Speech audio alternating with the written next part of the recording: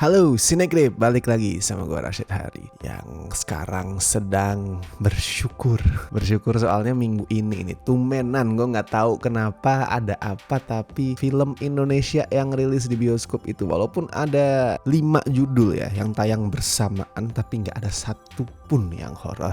Itu adalah hal pertama yang gue syukuri. Dan yang kedua, gue bersyukur tidak kebagian review film religi. Saya kebagian film komedi aja lah, yang fun, yang menyenangkan, yang ringan. Yaitu ini ada film komedi yang sekilas tuh kayak adaptasi series. Gue pikir awalnya adalah adaptasi series, ternyata bukan. Yaitu yang judulnya Check Out Sekarang, Pay Later, yang disingkat Caper. Ada-ada aja ya zaman sekarang tuh semua film Indo tuh kayak harus dibikin singkatan gitu ya. Gue paham sih itu alasan marketing gitu kan, kayak Satu Kakak Tujuh Ponakan, Sakatupo, Sore Idaman, dan lain sebagainya. Ini Check Out Sekarang, Pay Later jadi Caper. Ya well, mungkin trennya emang lagi kesana. Gue nggak tahu apakah itu efektif untuk bikin filmnya viral di medsos. Gue nggak ngerti, itu bukan expertise gue. Tapi yang kayak udah gue mention tadi ya, gue pikir awalnya Caper ini ya, gue bilangnya Caper aja lah biar singkat. Caper ini gue pikir adalah adaptasi dari series Pay Later yang sekarang udah ada di Netflix ya. Soalnya judulnya mirip, ceritanya juga konsepnya mirip, cast-nya mirip, ada Amanda Manopo, ada Fajar Setboy, kru-krunya juga hampir sama lah. Makanya gue pikir ini tuh adaptasi atau mungkin sequel. Nah gue nggak tahu, gue pikir ada kaitannya lah intinya, tapi ternyata nggak ada sama sekali. Ini adalah dua entitas yang beda banget, jadi lu jangan expect kalau yang udah nonton seriesnya lu akan menemukan kelanjutan cerita, karena beda, nggak ada kaitannya. Gue sendiri kalau untuk seriesnya nggak yang nonton full ya, gue cuman kadang dikirimin klip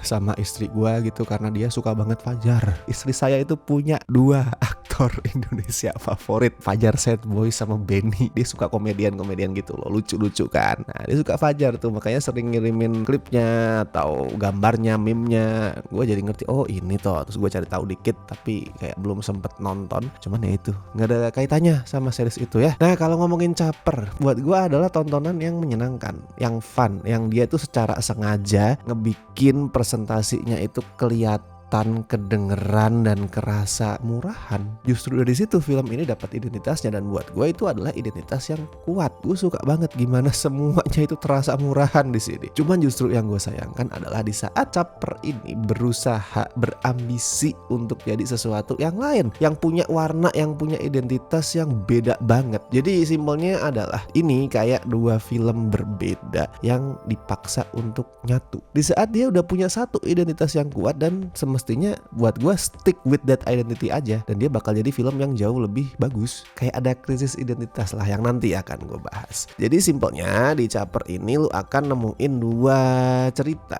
yang awalnya tuh kayak jalan sendiri-sendiri, baru nanti di tengah nyatu. Cerita pertama adalah tentang Tina yang diperanin Amanda Manopo. Dia ini terjerat utang pinjol gara-gara ketagihan belanja, sampai rumahnya itu didatengin sama debt collector. 2 debt collectornya, Sintong yang diperanin Sastra Silalahi sama Yopi yang diperanin Arnold Kabugo. Terus ada cerita kedua soal Mail alias DJ Smile yang diperanin Devano ya, yang mendapati adiknya itu udah ketagihan judol dan tentu saja pinjol. Karena 2 hal itu seringkali tidak bisa dilepaskan. Orang kalau udah ketagihan judol tuh udah nanti tinggal tunggu waktu sampai dia tuh pinjol juga ya. Itu lingkaran setan yang mesti lu hindari. Jangan sampai ya teman-teman yang nonton video ini tuh. Pesan itu juga yang coba disampaikan film ini ya. Pesan supaya jangan pinjol, jangan judol. Ini random dikit ya, tapi ini film ngingetin gue ke lagunya Efek Rumah Kaca, belanja terus sampai mati. Ini film ngomongin hal-hal seperti itulah, peliknya kehidupan manusia urban, korban keganasan setan yang bernama konsumerisme, hedonisme. Dan cerita itu diwakilin banget dengan sempurna sama estetikanya yang ya tadi gue bilang di awal, yang murahan. Dari lagu koplo jedak-jeduk, terus visual bling-bling, kostum karakternya yang juga so wow, so colorful. Itu pas banget. Gue bilang murahan itu bukan hal yang buruk ya. Ini murahan yang baik karena emang cocok sama cerita yang coba ditampilin, sama settingnya, sama karakternya, cocok banget. Gue bukan seseorang yang menikmati lagu jedak-jeduk kayak gitu ya in real life, tapi di film ini karena pemakaiannya pas, jadi gue enjoy. Sampai kemudian terjadilah sebuah tragedi di ceritanya. Ya tragedi inilah yang jadi awal krisis identitas yang tadi gue bilang, karena ini tragedi yang kelam banget. Dia nggak cocok sama estetika jedak-jeduk bling-bling yang tadi gue sebut. Dan dari situ Caper tuh kayak mulai berusaha nyimbangin 2 tone yang berseberangan gitu. Yang satu tuh yang lebih serius, yang yang satu yang tolol banget. Dan pada saat nonton jujur gue agak bingung ya. Gue bingung bukan soal ceritanya yang rumit, enggak, tapi gue bingung gue harus ngerasain apa. Karena kayak di satu titik filmnya itu ngelempar humor yang bodoh banget tuh, yang ya receh banget lah. Terus gak lama kemudian dia langsung lompat ke peristiwa yang jauh lebih serius, yang jauh lebih dark. Gue jadi ini gue harus ngerasain apa ya. Gue baru ketawa ngakak, terus kemudian dikasih sesuatu yang jeglek banget, terus balik lagi ke komedi yang tolol. Gue jadi bingung mesti ngerasain apa. Ya kayak tadi gue bilang lah, Caper itu kayak dua film berbeda yang dipaksa menyatu. Film yang pertama itu komedi-komedi ringan, komedi-komedi tolol, serba absurd, serba murahan, serba norak. Yang kedua ada drama humanis yang pengen motret gimana sih beratnya kehidupan manusia zaman sekarang, terutama di kota-kota besar ya ala-ala Home Sweet Loan gitu lah. Ya lu bayangin aja kalau misalkan Home Sweet Loan, terus kemudian di tengah-tengahnya itu diselipin komedi yang absurd, yang tolol, jedak-jeduk, kan gak sinkron ya. Itu sih yang gue sayangkan. Karena andaikan film ini udah milih satu aja identitas yang pasti, dia bakal jauh lebih bagus. Buat punya cerita yang relevan, cerita yang kuat, lo tuh gak harus selalu serius kok. Jadi kalau misalkan lo nampilin sesuatu yang konyol, terkesan gak serius, yang ringan, itu bukan berarti lo gak bisa relevan. Itu agak disayangkan sih. Soalnya sebenarnya Caper ini punya semua amunisi untuk jadi film yang fun banget. Apalagi sejak masuk ke babak kedua ya. Di babak pertama tuh emang agak-agak lama lah, apalagi ada tragedi tadi yang gue bahas ya. Tapi begitu masuk ke babak kedua, tancap gas tuh. Ceritanya udah mulai sampai ke konflik utama. Di saat karakter-karakter yang tadi gue sempat mention tuh akhirnya sadar kalau mereka itu punya kesamaan nasib. And then komedinya juga udah mulai gak ragu buat nampilin peristiwa-peristiwa yang lebih aneh, yang lebih gila. Enak buat ditonton lah masuk babak keduanya. Apalagi para pemainnya juga ngerti banget mereka mesti berbuat apa dengan materi kayak gini. Simpelnya mereka itu gak malu untuk mempermalukan diri sendiri atas nama komedi ya. Kayak misalkan Amanda Manopo di sini lucu banget. Amanda Manopo lucu, dia kayak menanggalkan citra dia yang glamor yang selama ini kita tahu ya. Devano juga sama, di sini Devano ngelakonin salah satu peran dia yang paling colorful. Terus ada Arnold Kabogo juga yang di sini lucu. Arnold Kabogo itu kerasa lucu karena gue inget lah, ini kan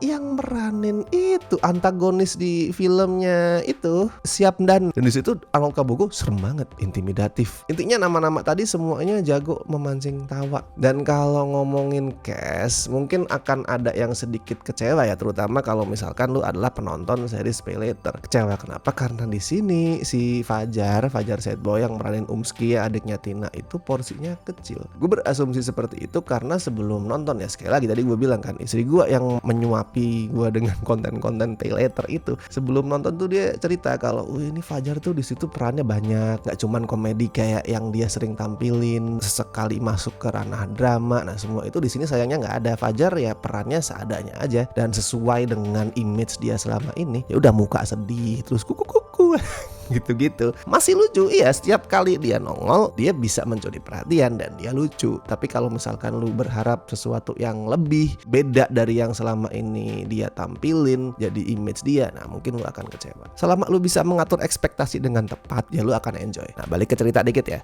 Nanti itu di klimaks kita akan ngelihat protagonisnya itu ngelakuin misi nekat dengan cara membajak siaran stasiun TV. Alasannya apa? Nggak akan gue spoiler lah. Tapi intinya mereka berusaha ngebajak stasiun TV. Dan gue menyayangkan gimana eksekusi misi itu tuh kayak terlalu disederhanain. Ini bukan gue mempermasalahkan logika ya, bukan kayak logikanya kan nggak segampang itu membajak stasiun TV. Enggak, bukan itu. Ini gue tahu ini komedi tolol, komedi konyol yang nggak harus selalu menuin logika. Yang gue sayangkan adalah keruwetan yang mestinya dialamin oleh karakternya pada saat ngelakuin misi itu semestinya bisa jadi materi humor yang kuat loh. Karakter-karakter yang ya kayak tadi ada DJ, ada tukang utang, ada penagih utang, terus mereka harus masuk menerobos ke stasiun TV. Lu bayangin kekacauan seperti apa yang bisa mereka tampilin. Nah sayangnya itu semua di skip, kayak disederhanain banget. Nggak salah sekali lagi karena itu pilihan yang diambil sama pembuat filmnya, cuman kayak menyia-nyiakan potensi aja. Tapi ya at least kalau misalkan tujuannya adalah untuk nampilin cerita yang relevan, check out sekarang Pay Later alias Caper ini ya udah berhasil mencapai tujuan itu. Termasuk di konklusinya ya, gue lumayan suka sih konklusinya, yang sekali lagi punya relevansi tinggi karena dia di situ menyentil bitter truth tentang gimana sih para penguasa yang ada di atas itu akan selalu nemu cara untuk ngadalin rakyat jelata. Bitter truthnya kayak gitu. Tapi di sisi lain kita rakyat jelata juga selalu punya cara, selalu bakal bisa nemuin jalan lah untuk ngelawan para penguasa itu. Relevan sesuai dengan zaman sekarang ya. Oke, untuk skor buat check out sekarang Pay Later alias Caper, ya 6 dari 10 lah. It's fun, it's solid. Cuman itu tadi gue menyayangkan adanya krisis identitas lah. Kalau yang lu cari adalah komedi menyenangkan, film ini masih bisa ngasih itu. I mean, daripada horor-horor generik yang gitu aja gitu lagi, gue masih mending nonton film komedi kayak gini sih. Masih jauh lebih menyenangkan. Jadi silakan tonton di bioskop ya, udah ada. Dan buat yang sudah nonton silakan bagiin review kalian di kolom komentar atau bisa juga di scorefilm.com. Silakan ramekan di sana. Dan thank you so much buat teman-teman yang masih setia join membership Cinecrip, terutama beliau-beliau berikut ini dari Tir Besti dan La Familia. Thank you so much guys. Oke, gue Rashid Hari, sampai ketemu di review-review berikutnya.